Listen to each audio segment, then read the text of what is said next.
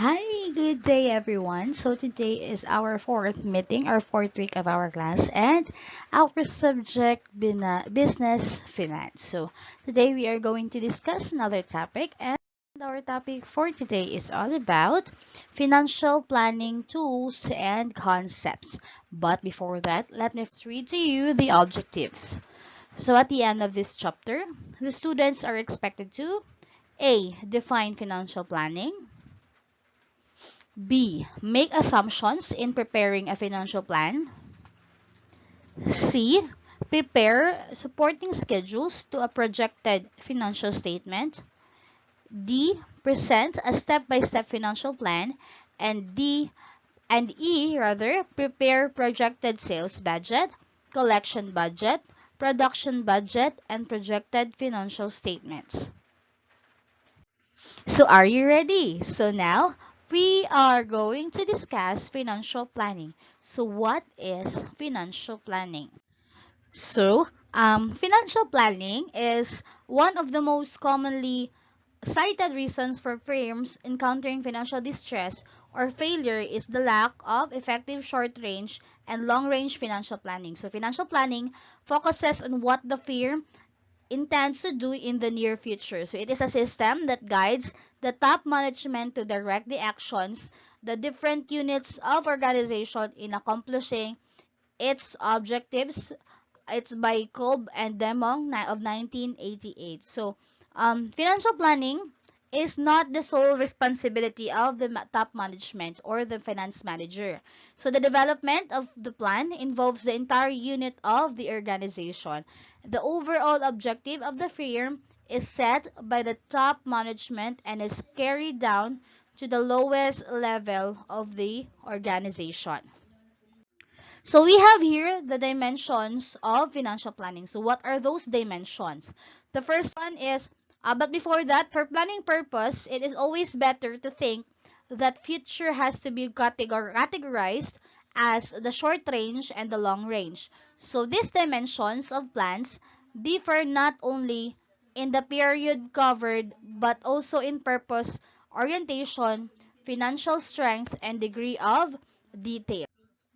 So the first dimension of planning is a short range plan. So this covers the next 12 months. So it tends to focus on the actions to be done in the coming year. So it looks at the volatility of the market.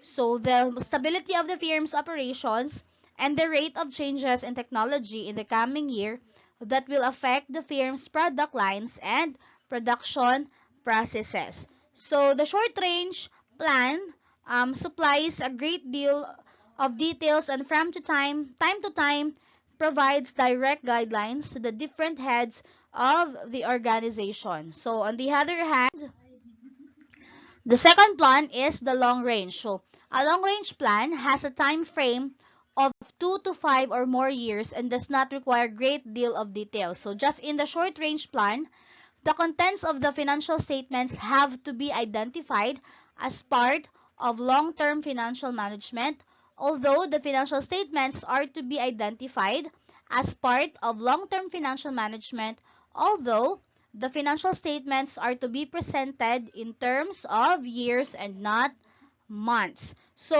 Compared to the short range, the long range plan is more difficult and more prone to errors because of the time frame involved. So changes in the environment, needs of the people, composition of the top management, and even political stability affect long range planning. So however, it is still imperative for the firm despite the errors it may commit. So to make a long-range plan to serve as a guide for its long-term goals, it helps the organization see how far it is going with what it had planned in the past. So nevertheless, the long-range plan is also subject to changes and usually revised every year to incorporate perception of the firm about the future. Next is the financial plan. Financial plan is also known as the budget. So, with the short and long range plans in place, financial plans are prepared. Budgeting So financial plan, we know that financial plan is known as the budget. So when you say budgeting, it is a process of transforming the planned courses of the action into quantitative terms in the form of money by Mehra of 2000. So financial plan becomes a formal statement prepared by the company with regard to the expected sales, expenses, production, and other related financial transactions for a certain period. So it is used in directing the firm's operations and serves as a control device that helps measure periodic or annual performance. So the record of the actual operations of the firm is kept with the purpose of gathering information on the different units of the organization. So with actual records on hand, other relevant information are summarized and reported to the top management. So any variance between the financial plan and the actual performance of the firm is analyzed, and if needed, a corrective action is adapted. So we have here the objectives of financial planning. So the first objective is what we have is the planning. So planning, so financial planning forces the company to set its objectives and its courses of action. So with a clear set of objectives, the firm is looking forward to place itself as one of the major players in the industry. And then the second one is the coordination. So financial planning creates a harmonious relationship among the different units of the organization. So though departments are created with different functions with a clear set of objectives, they will learn to coordinate, communicate, and work with each other. And then the last one is we have the control. So the financial planning is an important tool in enhancing and measuring the performance of the company. So with the diligent preparation of summarized reports containing comparison with the planned objectives, differences are analyzed for improvement. And for the master plan, here, master plan is the combined budgets of the different units of the organization by Mejorada of 2000. It is a control measure used by a firm to determine if the set objectives are attained. So, the master budget is classified into two categories, and those categories are what we call the operating budget and the financial budget. So, what are those master budgets? So, first is the operating budget. So, here, so when you say operating budget, these budgets shows the plan of operations and includes the details of sales, productions, and expenses. So, operating budget takes the form of the budgeted income statement showing the operating results of the firm in the coming year. So, operating budget is composed of the following. The first one is the sales budget. So, sales budget, this refers to the planned volume of production that the company is expected to sell based on the forecasted sales. The second one is the production budget.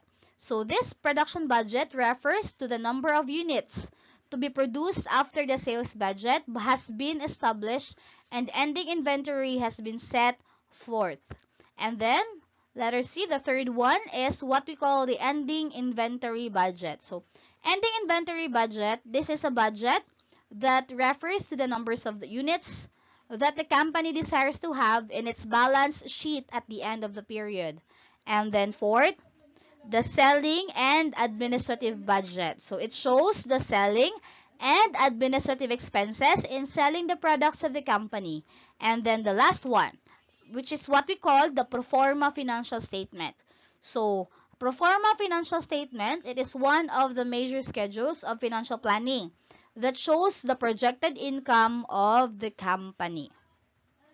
So next, here, this is our last discussion, our last topic for this day, the financial budget. So this budget shows the budgeted financial resources of the firm, and then it is prepared right after the operating budget. So when you say financial budget, this is composed of two. The first one is what we call the cash budget. So when you say cash budget, it is prepared in order to determine the financial needs of the company. So it shows the detailed lists of all cash receipts and expenses for particular period. And the second one is the pro forma balance sheet. So when you say pro forma balance sheet, this budget presents the forecasted components of the balance sheet at a future date.